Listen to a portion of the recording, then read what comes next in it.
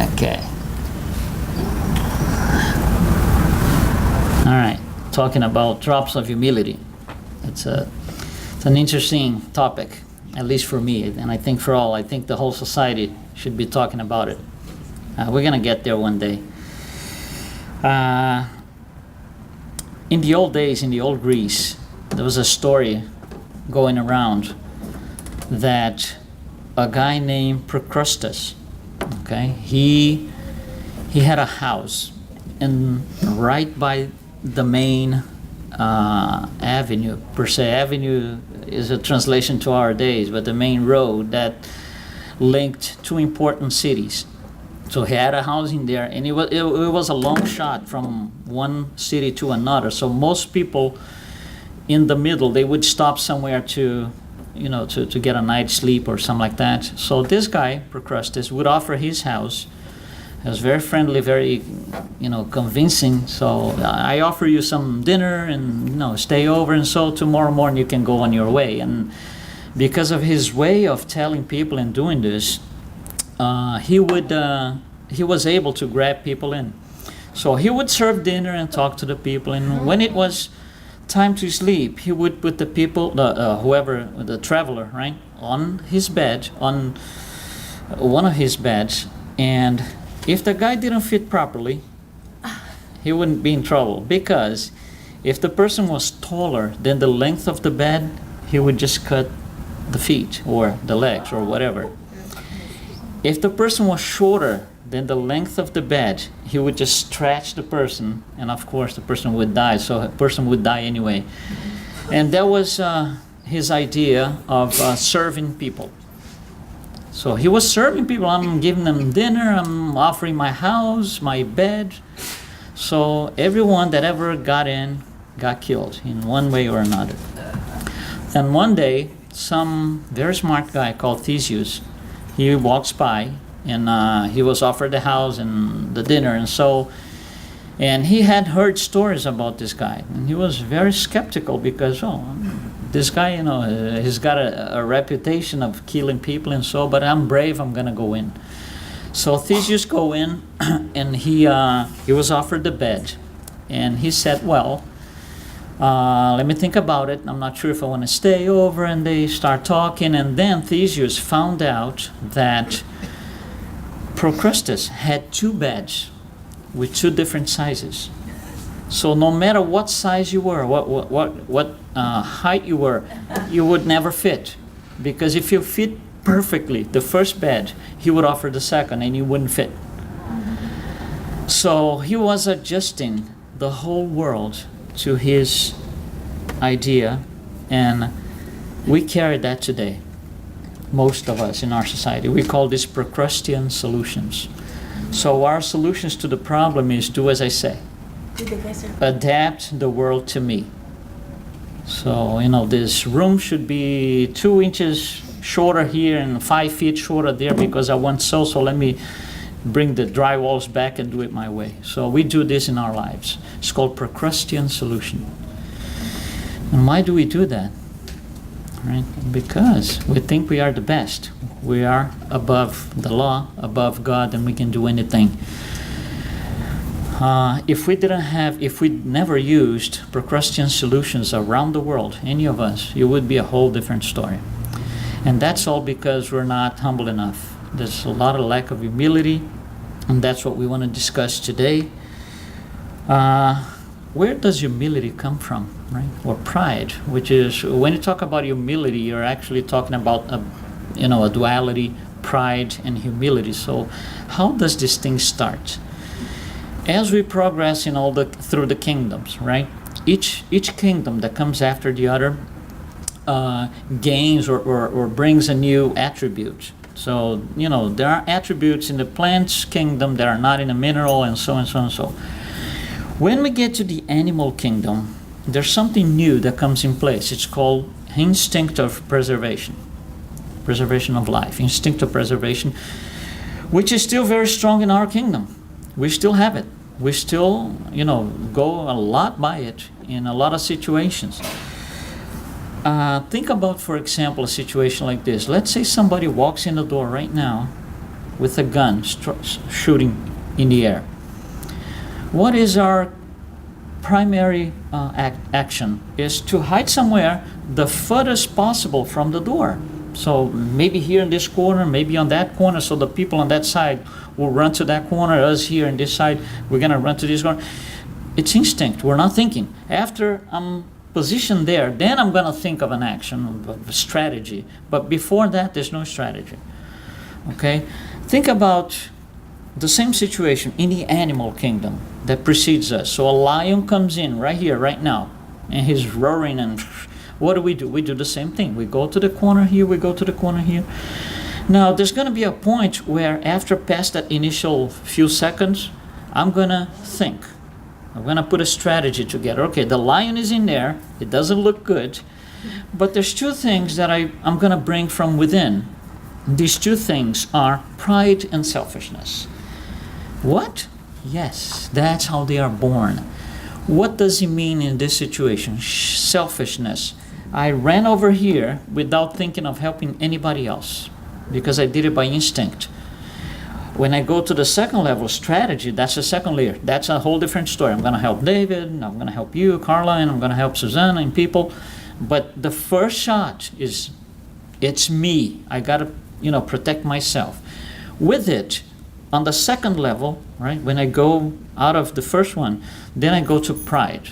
Pride means, hey, hold on. I'm smarter than this guy. I'm going to get away from this situation. I'm going to make it. That's the pride. But you see, what we're talking here is pride and selfishness at its very, very, very, very basic level. Very basic. That's what Allan Kardec explains to us. Pride and selfishness are born from the animal kingdom. To protect ourselves. So it has to do with instinct of protection and preservation. But the problem is, we don't use this right. Because there's something that controls how much pride and how much selfishness I should live by, I should use. And that one thing is free will. And my free will, everyone has different free will levels. I can just say, pride, okay, I want to use 100% of it. That's what the only thing that matters to me is pride. Or the only thing that matters to me is to be selfish, or both. Or a combination of both in different proportions. But we all got away from the very basic level. Okay, so think about this. I can protect myself from people who, like going back to the first example, somebody walks in a door with a gun. I can protect myself or try to protect myself in different ways. But, after he leaves, I'm going to go buy a gun to protect myself. To protect from what if I'm not being attacked?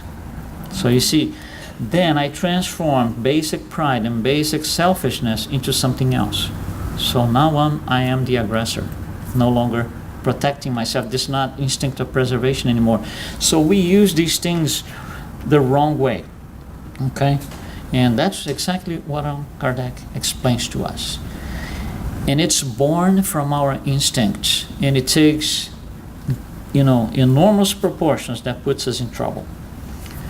And then Emmanuel comes in and says, if you have pride, and it's something that we carry over from life to life, it goes throughout our several different lifetimes, if we never do anything to get better or to, tame down this pride, if we never try to work on it properly to go back to the levels where it should be, okay, there's going to be a problem. There's going to be a situation where this pride is going to take over. And this is Emmanuel's words, not mine. 4 things are going to happen. One of these 4 things. This is throughout lifetimes, okay, that we accumulate. Number 1, depression. There's going to be a point where I get into depression, and then I basically shut down, and I don't know what to do. And of course, it's not the topic today, but it's one of the consequences of pride. Second, emotional imbalance. So I start acting, with my emotions not in balance, doing things that I wasn't supposed to do. Number 3, it's getting physical now. Ulceration. That's physical. We're getting to the physical body, getting to the material realm. And number 4, cellular dysfunction. What is cellular dysfunction? degenerative diseases, any of them. So we keep doing this thing, we keep not working on it, and it says snowball. We keep feeding this, feeding this, feeding this. There's going to be a point where I'm going to destroy my body on that lifetime because my perispirit is all damaged, and it transferred that damage over to the physical body. So it's a major implication. So that's pride, because we keep feeding procrustians solutions and stuff like that. Okay, we don't want to do this. We have to try to be less prideful and selfish. So here I am, all prideful and selfish. And in order to maintain this, in order to sustain this, I have to protect me so this doesn't, you see, I'm assuming right now that I'm prideful and selfish, and I want to keep it this way. I want to feed this, I want to support this. So I need to implement mechanisms of support to support this. Not that it's right, but we're playing a role here. What are the mechanisms that I can use to support this? Several of them. I can be aggressive so nobody gets in. Nobody gets close, crosses the boundaries, the firewall, crosses the firewall and comes to me. That's one thing. I can be aggressive, I can do revenge, arrogance, whatever it is, and bullying, which is probably the major one here. So before something or someone gets close, I will attack. So I start attacking. I start doing things that I shouldn't do. So humility gets lost. It basically disappears, it gets lost. And why is that happening?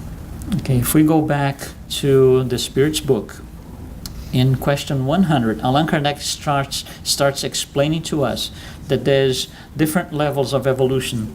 Okay, we all going to progress, we're all going to be perfect, but he actually discusses with the Spirit the idea that in order to be able to explain to us, this is Allan Kardec discussing with the spirits, in order to explain to us evolution and different levels of evolution, he asks permission to the spirits to create a classification, to create to categorize spirits in 10 groups. And the spirits say, you can do 10, 15, 20, whatever you want, as long as you don't get away from the actual teaching.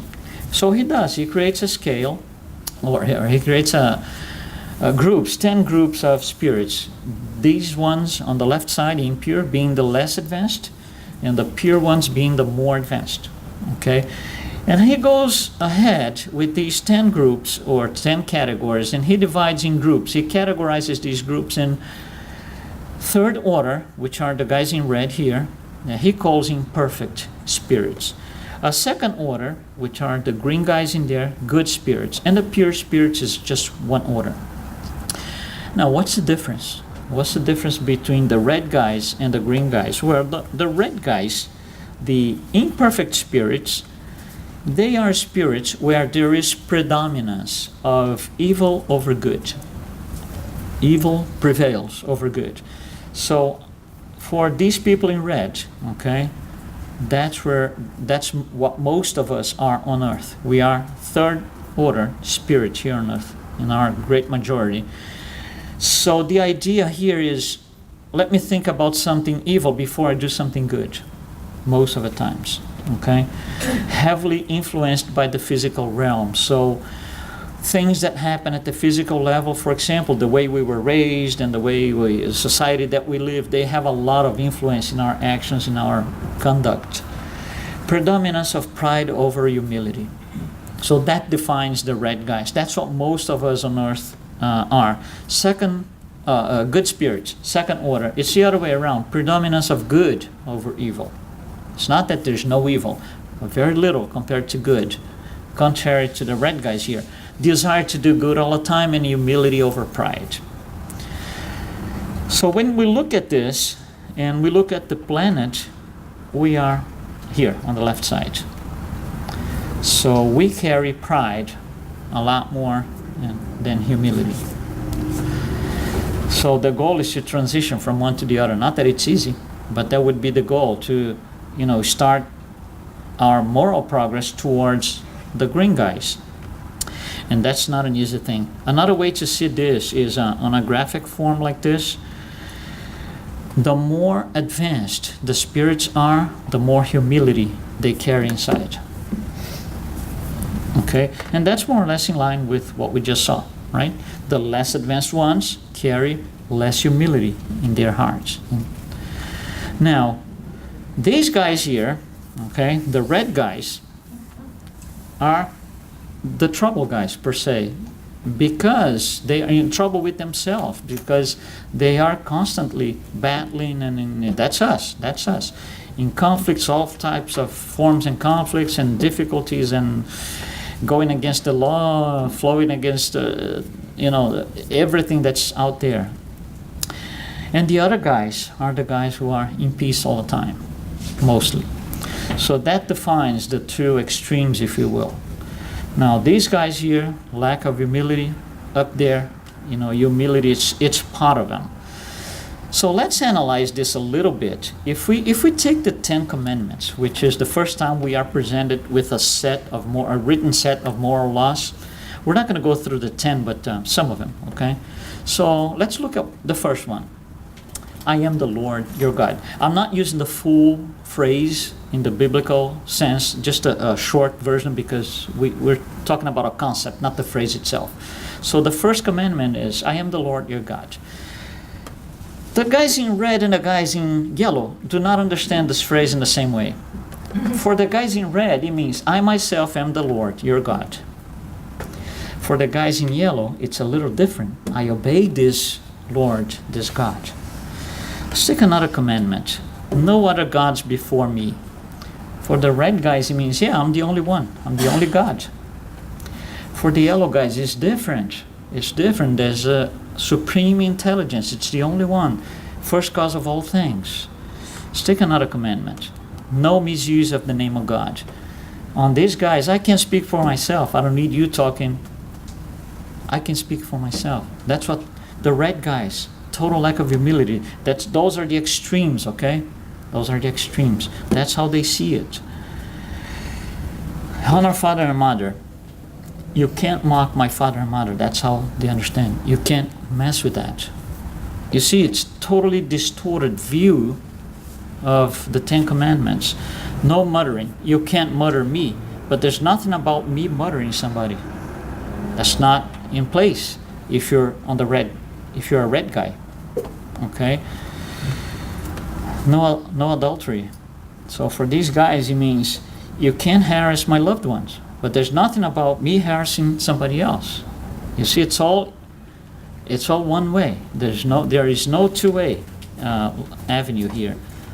No stealing. You cannot steal anything from me, but it doesn't mean that I can steal from you. See, everything is one way. It's only me, because I am the only God, and so and so and so. So everything is about me. There's only me. My universe is my me, and that's all. No false testimony. You can't charge me for anything. That's it. You can't charge me for anything. That's the people here, right? No coveting. The last one. Sorry. No coveting. You can't covet my things. It doesn't mean that I cannot covet somebody else's stuff. So you see, it's totally distorted. So the red guys and the yellow guys, they see this completely different. But we are in a mixed society. Even within the red guys, some are more advanced, some are less. So they understand this with different levels of, emotions. They bring different emotions when they read this. But essentially, that's what the problem is. We are reading the 10 Commandments, which is the very basic set of moral laws, and we are understanding something that wasn't said. Jesus comes in later to explain better, to sustain the first 10 moral laws, the 10 Commandments, and give us more. But you see, we're not understanding right, and we're still not understanding right. So this set of moral values that we received in the past from Moses' first revelation is also present, of course, in the second revelation. So Jesus develops a little bit more and adds more stuff.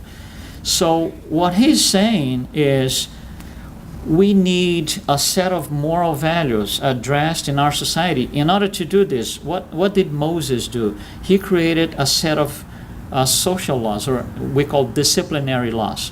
You see, the first day that Moses comes in and says, you can't kill, for them, it's an absurd, because everybody kills every time. I can kill anybody now. Suddenly I can't. So Moses brought a set of 613 disciplinary laws that go together with the 10, okay, to sustain the moral values. So we created what we call the social laws. Social laws, for example, a moral law is you can't kill. A social law is you can kill, but if you kill, you go to jail, for example. If you kill, you go to jail is not a moral law. It's a social disciplinary law that addresses a higher moral aspect. Okay, so we have different social laws at different times and different places. They're not the same, but they are ultimately addressing moral aspects of the law. So now I can kill. There's a social law that's going to put me in jail if I kill, so I better behave well. So when I'm talking to David and he does not agree with me, in the past, the easiest thing to do is to get the sword and go through him. And then done, and that's it. So let's do it with something else now, and somebody's going to do the same to me, and we go on. Now it's a whole different story. Hey, hold on. If I kill David, I'm going to be in trouble myself, so let me change my behavior, at least on this particular situation. So he made us change the behavior. But that's not what happens today. Because there's always you see, so the law comes from the top to the bottom. The behavior is a consequence of different things. Now, let's say, for example, that we think about this. The first time that I kill somebody, okay, I'm not going to go to jail. Just the first time. Because they like me, for example. I did kill David, but they like me. The society likes me, or I'm, an important person, whatever the reason is. So, let's spare this guy. Let's not put him in jail. So now, instead of doing this, we're doing different. My behavior alters the social law, in which now, you see, you can't kill. If you kill, you go to jail. But if it's your first crime, you're not going to go to jail. So you see, it's a variation of the disciplinary law that makes things different. So now we created a set of social laws that address behavior, not morality. You see the difference?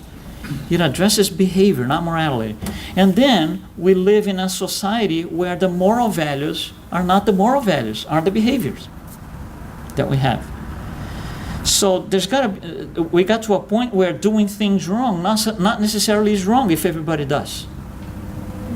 So stealing remote controls was bad in the past. No, it might not. If 50 people out of 100 do it, it's not so bad. It's just a remote control. So we become a society that go by our behavior based on lack of humility. If you come down the green path, that's humility. When you go up the red path, that's pride. And they're completely 180 degrees opposed, different from the other. So now we are living in a society, we are living in a red society. The green society is being under challenge for decades and centuries. Why not say centuries and centuries and centuries? And it's difficult to bring back to the green side, very difficult. One interesting thing that I always mention is this. 12 men set foot on the moon. 12 men set foot on the moon. Only 12 men. This is one of them. Edgar Mitchell was the commander of the Apollo 14 in 1971, so he was one of the 12 men to set foot on the moon. And think about the qualification, the professional. Forget about moral for a minute.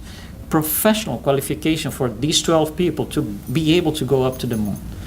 They are, first of all, very high IQ, high brains, and so on. Professionally, super qualified, meaning these people are it's not bad or good. It's just the way it is. They are extremely materialist because that's what they believe. They believe in the physical parts, the physicality and the astronomy. So these 12 guys, they went up scientists, and they came back half scientists and half spiritual, all of them. But one of them verbalized this, Edgar Mitchell. So he came back from the moon. He quit NASA, and he opened an institute, still open today. It's called Institute for Noetic Sciences, that studies consciousness.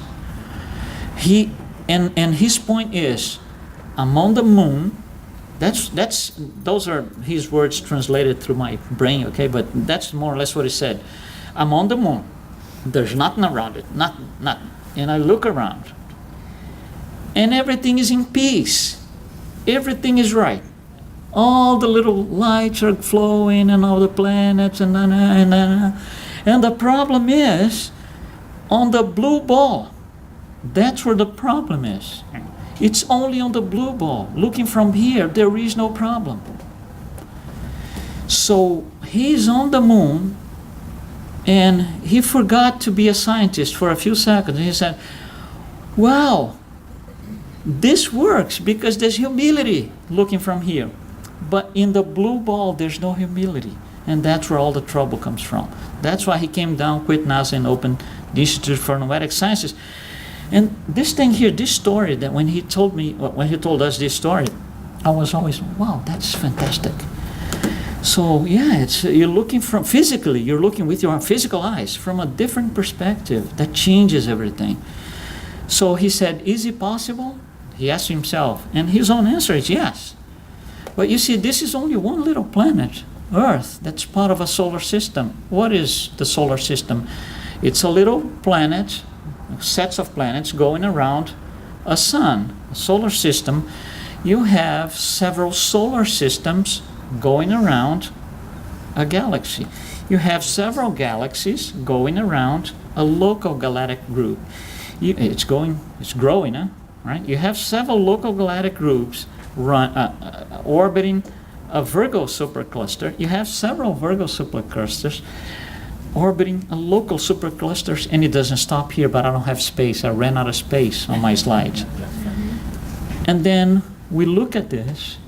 Now think about that last one, a local supercluster. We can't, our brain do not imagine, but let's say we had that ability. It's something, we have 200 billion galaxies, each one of them with 200 billion stars, okay? So when you look at that and you go like, what does it matter, the car that my neighbor has? Is it really that important? You know, what does it matter if I have this and she doesn't, he doesn't? Is it really that important? Should I have, best, buy things and get into a lot of debt just because I want to show off? Doesn't matter. So you see, it becomes too small. And then you open the Spirit's book, and the question number one is, what is God? It's that God that coordinates everything, not my God. Not my God in the red circle. That's just me. I can call myself God. I can go out here, people meet me and say, what's your name? Oh, my name is Jesus. I can tell that. I'm verbalizing something that is not true. But, what matters is at the moral level. At the moral level. So this is not compatible with this. Totally incompatible. And transformation is going from one to the other. So we pick the entire universe, which is this monster thing, and made it this size. This is my universe right now. And we have 7 billion people on Earth. So we have 7 billion universes on Earth, plus 25 billion discarnated universes. That's a lot of universes to clash one with each other. And then we got into wars and everything. And then Allan Kardec says, because of that, we are all sick. That's what it says. You're going to be sent to a place where you can recover. Imagine Earth, us here, as being a sorted district, a hospital, a penitentiary, in an unhealthy region, because it is all of these things at once. And you will understand why afflictions overweight choice. So Earth, us here, why are we here? To reconcile our universe with the universe. And then we go to the hospital. In the hospital, what happens? We go through surgery, treatment, right? Then we're like knocked down. Then we come back, right? When you come back, you're still fuzzy and dizzy. You don't know what's going on exactly. So you look at it and things are like blurry. You can't see what it is. And then finally, we get to see you're getting a medicine. So the doctor is going to prescribe the medicine. And here's the medicine. It's called drops of humility. Humility, daily drops. Let's look at this medicine a little bit further. Let's investigate this medicine here. There's a label here right on the front, okay? And it says indications, treatment of petricardia, which is petrified heart. Okay? Dosage and administration, see inside. Oh, okay, of course I want to see inside. I want to take the instruction sheet. I want to go through it. And this is created by a special lab. It's called Divine Labs. Okay? So let's look at the sheet. When you pick up a sheet for any sort of medicine, it's a group of 15 different sub-articles or parts. So we're going to go through these 15 parts. And the first one, so let's look at the sheet. So the first one is, they name it the instruction, the presentation, how the medicine is presented. This medicine is presented in daily drops. Daily drops, okay? For use by adults and children with no restriction. Okay, that's how it is presented. Number 2, composition. What's in it? What's in this medicine? Okay, each drop of this medicine contains concentrates of love, charity, and forgiveness. In addition, it includes subcomponents intended for ectoplasm stability. So it's pretty powerful. I think it's pretty powerful. Okay, so that's what the composition is. But that's too technical. Let's try to understand a little bit more. Information to the patient. Who are the patient? Us. Okay, so it's information from me. Information from me. This medicine is recommended in all cases where the patient manifests desire to deviate from the law, including but not limited to cases of petrified hearts. This medicine is designed to act upon generalized diseases with particular emphasis to processes involving excessive pride and persistent arrogance. Must be stored in a very easy access place. Or better yet, the patient should keep it under control at all times. It's got to be handy for every situation, every circumstance. Must be kept in its original form. Don't change the law. It comes that way, it is that way. When you get medicine from the doctor, he gives you some sort of drops or something. You don't pick up any stuff and you mix, right? You take as it is. Do the same here. Must be kept in its original form to avoid deterioration caused by daily events and circumstances in the material realm. What does it mean? It means I have a situation here, me and David, I was able to hold on to my humility. Okay, then another situation with Fatma, oh my gosh, okay. And then another situation with Sherry, and then I blow up. That's what it means. You got to be able to sustain it, okay? This is not subject to deterioration. Number 4, technical information. The components in this medicine have demonstrated excellent synergy with the vital processes of the biological organism in all patients. So it goes well with a physical biological organism. The spread of humility throughout the bloodstream restore the sensation of great wellness, thus leading the patient to better assessment of his or her self-esteem.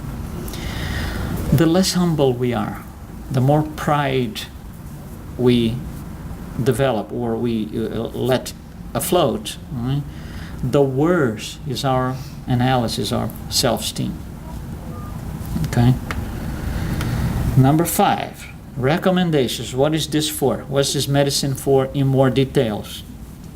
Recommended for petrified hearts, as we saw, episodes of arrogance and bullying. So it is recommended for against arrogance and bullying. Generalized or localized pains and suffering. Rebalance of energetic processes. Recover of trustfulness and wellness. Dissatisfaction and revolt, especially this one, right? And lastly, maybe one that matters a lot, patients with tendency to promote Procrustean solutions. What is Procrustean solution? Let's change the world to my taste. This is how the world should operate. This is how it's going to be. I'm going to make it happen. This is a Procrustean solution. Okay, number 6. Contraindications. Oh, there are contraindications. That's interesting. Let's look at it. I'm interested in that too, myself. Oh, none. None. This medicine is intended for universal use with no restrictions whatsoever. Okay?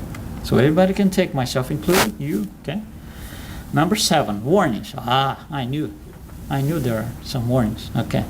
This medicine does not require medical prescription. Depending on the individual, this product can bring intense manifestations of well-being, even beyond the expectations of the patient. So what it says is, if drops of humility come in, I'm going to start getting better. I'm going to have manifestations of well-being. That's interesting. The medicine can lead the mind to states of deep reflection and meditation never experienced by the patient before, as well as occasional strong desire to develop watch and pray attitude. So we go humble, less prideful, well-being starts to afloat, right? Then we go into this point of, I need to do reflection, I need to think, I need to do my tiny micro meditation, if you will. Even micro meditation, 5 seconds, that's fine. Starts like that. And you will take us into a different attitude, the watch and pray attitude. Okay, so I don't fall back. So there are no fallbacks. Certain patients, these are warnings, right? Certain patients might react with disturbing digestive symptoms. Digestive symptoms, it's a metaphor. Those who don't take the medicine well.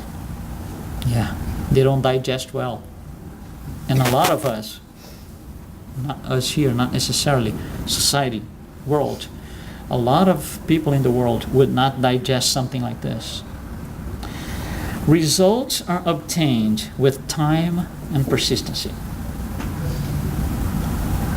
It's not, I'm going to be humble and I'm going to do humility tomorrow, but that's it. And then as of Tuesday, I can go back to where I was. No, that's not how it works. Number 8, pregnancy and breastfeeding. Ooh. This product can be safely used by pregnant and breastfeeding women since it contains essential elements that help in the formation and development of newborn babies. Oh, so if the mother takes that in, she will be able to pass it along. I can't pass along what I know. I cannot pass along what I don't know, what I haven't learned yet. Each and every dose taken by the pregnant woman will be automatically absorbed by the individual in development in the uterus. Because they are in the uterus, but they are spirit. And they're living the same life that the mother, father, family, and people around them is living. So he will, tune into that. Or she, right, the baby. Number 9, using infants. The effectiveness and efficacy of the treatment based on the synergy of the components in this medicine have been demonstrated in all studies throughout time, meaning it works always, 100% of the time, at all times. It's not in the United States, in Miami, no. It's throughout time, everywhere. Number 10, interaction with other medicines. Simultaneous administration of passes, meditation, and moral assessment, as well as frequent visits to favorable environments to the heart, tend to improve the overall result. So if I go to places where, I can practice good things, that I can keep doing my moral assessment, that helps with this medicine. Okay? Number 11, side effects. Ooh, side effects. Uncommon processes originating from charity, love, and forgiveness may arise. These processes include, but are not limited to, sufferings due to lingering expurgation. So I start being humble. I start taking these drops. Oh yeah, there's going to be a lot of internal conflict. There's going to be a lot of expurgation. Sensation of floating as a result of the absorption of the ingredients. We start being humble. We start being great, feeling greatness. Okay. In general, perception of lack of imprisonment. So the ties that are like, they go away. We start being great, simply great. Moreover, there have been reported cases of patients who experiment exhilarating liberation and grandness. So those who go into their transformation, they start feeling this greatness. Depending on the case, the patient might experiment an intense, unwelcoming pain similar to reaction caused by acid over the skin. Imagine that you are in the red circle, all protected, right? You got a firewall around you like that. And then somebody drops acid on it. Acid is going to corrupt everything, corrode everything, is going to work on it. It's going to be painful. It's going to be, wow, we're going to have to deal with that sooner or later. That's what this means here. Sensation of this acid here. So everything is like dismantling. This should be expected. The patient might also, in certain cases, indicate very strong design to market the medicine towards other individuals going through the same situation. It's like us here. We get into the Spiritist Center. Most of us, a lot of us came from different belief systems. Then we got into this, that's great, Spirit's book. Then we go back to the people we knew before. And, take this book, read this, come to the center with me. You're marketing the Spiritist Center, right? It's a sort of marketing, if you will. It's the same thing here. You get better with a medicine, a regular medicine, conventional medicine. What do? You start telling people. Oh, you also have that? No, I took this medicine, it's great, go and buy it. You're marketing the medicines. So this is what it means here. Number 12, dosage. The minimum recommended dosage is 1 basic unit per day, subject, however, to free will. I might take more, or I might say, not today. Free will, okay?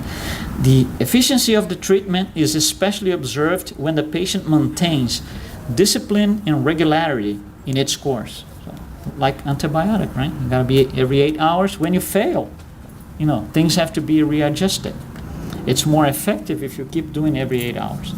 Super dosage, if you take too much of it, too many drops, what happens? There are no established limits for a maximum dose except those controlled by the patient's free will. If I say no today, not today, no humbling, no humble today, no humble today, nobody can do anything. Okay? All right, elderly patients. Typically, elderly patients are more sensitive to this medicine and must be guided by those who are qualified to do so. This means this. Somebody comes in here to the Spiritist Center at a certain age. I'm not talking about physical age. You can be 20 and be very old in your state of mind, and you can be 70 and be very young in your state of mind. So it's not the age, the physical age, but the mental idea that, my life is bad, and so this is morally aged, per se, emotionally aged.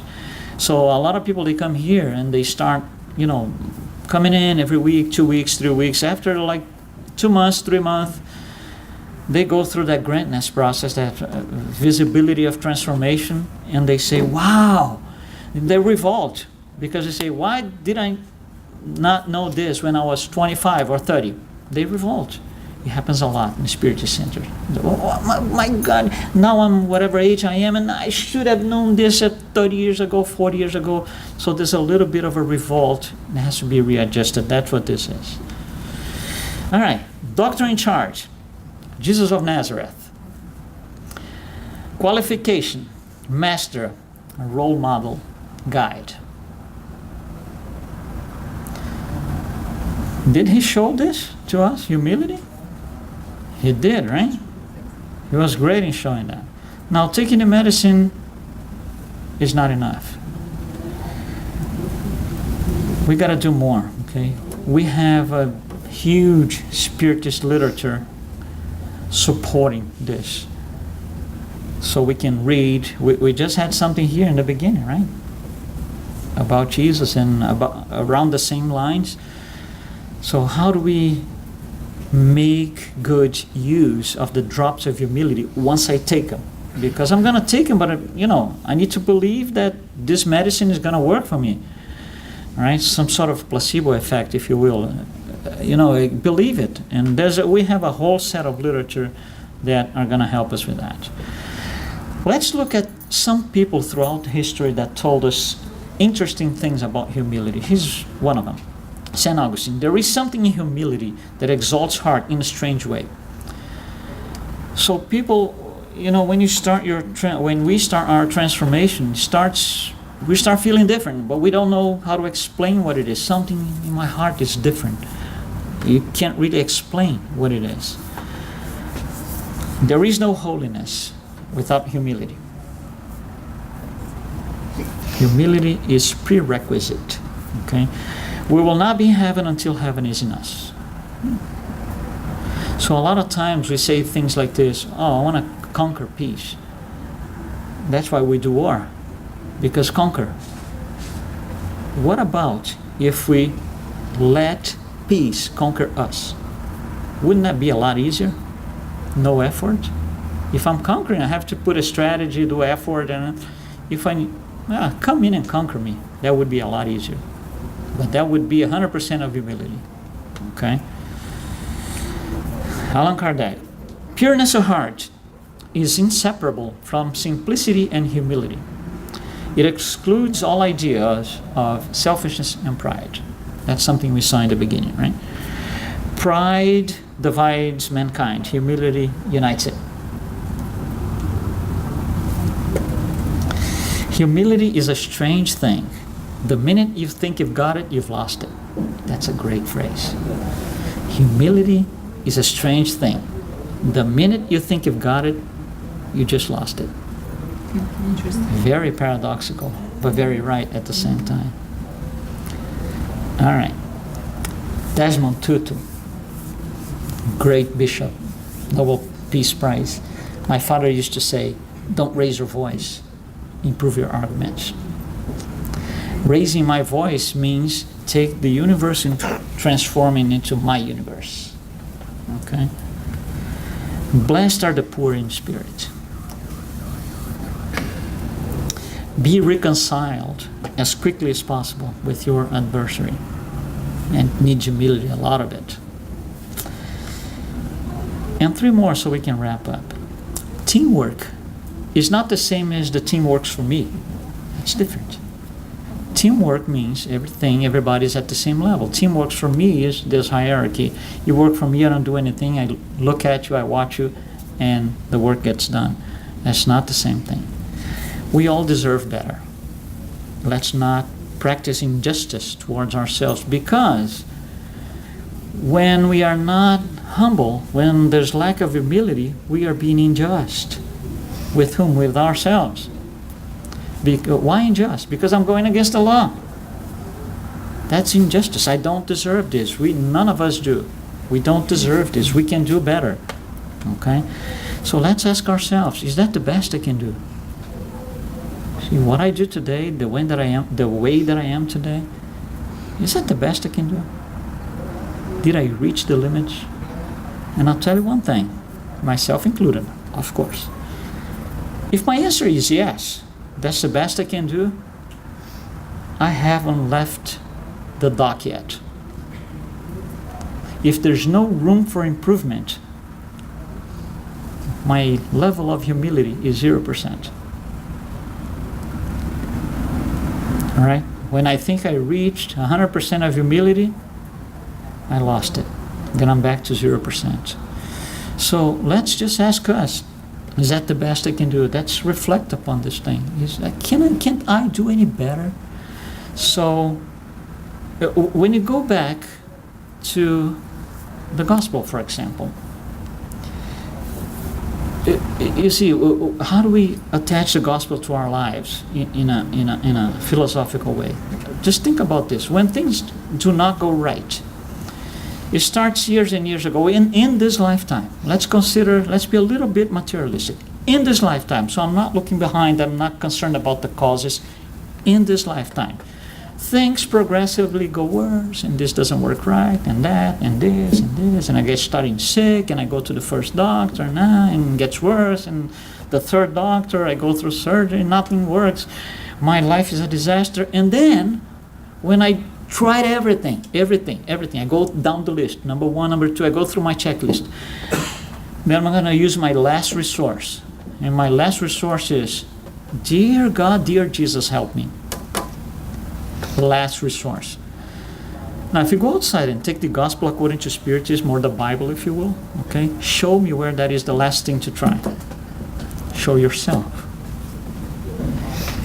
Any version of the Bible, any translation of this, the gospel according to Spiritism, any published year, any publisher, it doesn't matter. You're not going to find it, because humility is the first. When we make it the last, we are going against the flow. Remember, we are creating a society that instead of humility, it's based on pride. So if my life is, based on the red arrow, which goes up, based on pride, of course humility is the last thing I'm going to try, when that should be the first. So it's a little bit of food for thought. Okay? All right, thank you very much. And now we all have a great Sunday. Thank you.